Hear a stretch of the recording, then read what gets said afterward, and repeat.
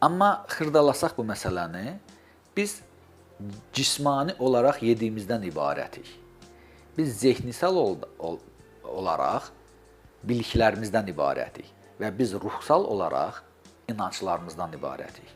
Əgər cismaniyə gəlsək ki, nələri yeyək ki, bunu qarşısına alsaq, çox sadə şeylərdir. Limon, ərik ya acı badam tumu, sarımsaq, zəncəfil, sarı kök. Bunları yeyin daima. Bunların tərkibində hamısı şişə əleyhinə olan vasitələrdir. Sarı kökü acı istiotla, acı istiot bir damcı olsa da bəsdir. Elə bil ki, mənim burada xüsusi reseptlərim var. Deyək ki, bir xörək qaşığı çətinə yağı, bir çay qaşığı sarı kök, bir cimdik təzə ürdülmüş qara istiot. Kifayət eləyir. Axşamlar bir stəkan qatıq, bir çay qaşığı sarı kök. Kifayət eləyir.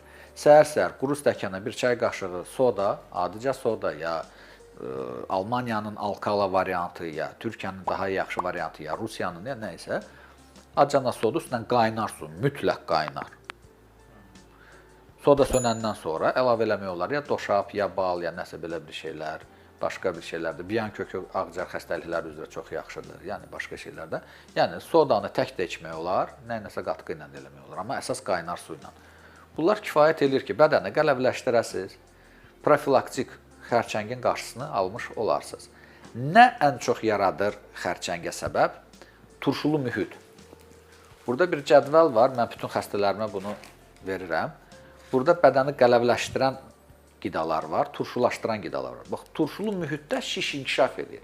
Turşulaşdıran da bizim bədənimizi ət məhsullarıdır, şirniyyatlardır, bir də un məhsullarıdır. Qısası, Azərbaycan xalqının sevdiyi kababdır, şirin çaydır, xəngəldir, olmaz. Yəni, malatı, quzatı, sənəyə şirniyyatı, bir də drojla olan, yəni maya ilə olan məmulatlar olmaz.